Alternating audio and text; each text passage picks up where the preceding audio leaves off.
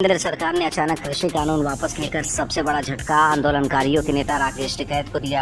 आंदोलन के नाम पर शुरू से ही सियासत करे टिकैत को लगा कि मोदी सरकार उनको बुलाकर अवगत करेगी, उसके बाद कानून वापस लेगी और इससे उनका कद और बढ़ेगा। लेकिन प्रधानमंत्री मोदी के सामने टिकैत की एक नहीं चली। पीएम मोदी सियासी दुनिया के माहिर खिलाड़ी माने जाते हैं। गुजरात के सीएम रहे हों या देश के पीएम, उन्होंने कई बार अपने दांव से विरोधियों का खेल खत्म कर दिया है।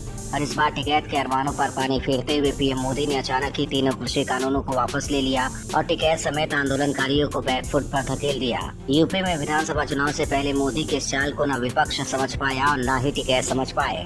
बीजेपी ने विपक्ष और टिकैत का सारा खेल खराब कर दिया। एक झटके में ही उनके चुनावी मुद्दे को खत्म कर दिया। अब टिकैत के पास बीजेपी के खिलाफ प्रचार प्रसार करने के लिए कुछ नहीं बचा है। लिहाजा टिकैत अब यू टर्न लेते हुए एमएसपी और किसानों की मौत का मुद्दा उठाकर आंदोलन को खींच रहे हैं। टिकैत का कहना है कि किसानों की डिमांड सिर्फ कृषि कानून नहीं बल्कि एमएसपी के साथ ही कई और मुद्दे थे। टिकैत कह रहे हैं कि 700 किसानों की मृत्यु भी एक मुद्दा है। उन्होंने कहा कि सरकार अगर 26 जनवरी से पहले तक मान जाएगी तो हम आंदोलन खत्म करके चले जाएंगे। वहीं यूपी चुनाव को लेकर टिकैत के मन में लड्डू फूट रहा है। टिकैत बीजेपी के खिलाफ माहौल बनाकर विपक्ष का काम आसान करना चाहते हैं।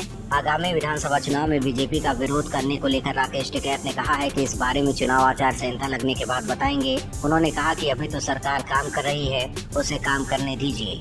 मतलब साफ है कि टिकैत आंदोलन को खींचना चाहते हैं और अगले साल 5 राज्यों में होने वाले विधानसभा चुनाव में भी बीजेपी के खिलाफ प्रचार कर सकते हैं, क्योंकि उन्होंने कहा है कि इस बारे में चुनाव आचार संहिता लगने के बाद बताएंगे। हालांकि इस बार टिकैत बुरी तरह फंस गए हैं। टिकैत पर आंदोलन खत्म करने का दबाव भी बढ़ रहा है, जबकि सुप्रीम कोर्ट द्वारा बनाई कमेटी के सदस्य अनिल घनवट ने कहा है कि एमएसपी का कानून अगर आता है तो इससे नुकसान होगा।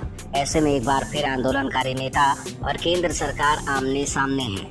लेकिन इस बार टिकैत आंदोलन खत्म नहीं करेंगे तो इसका फायदा बीजेपी को ही होगा, क्योंकि ये संदेश हो जाएगा कि सरकार ने आंदोलनकारियों की मांगे मान ली है, लेकिन अपनी राजनीति चमकाने के लिए टिकैत विपक्ष के इशारों पर आंदोलन को खींच रहे हैं।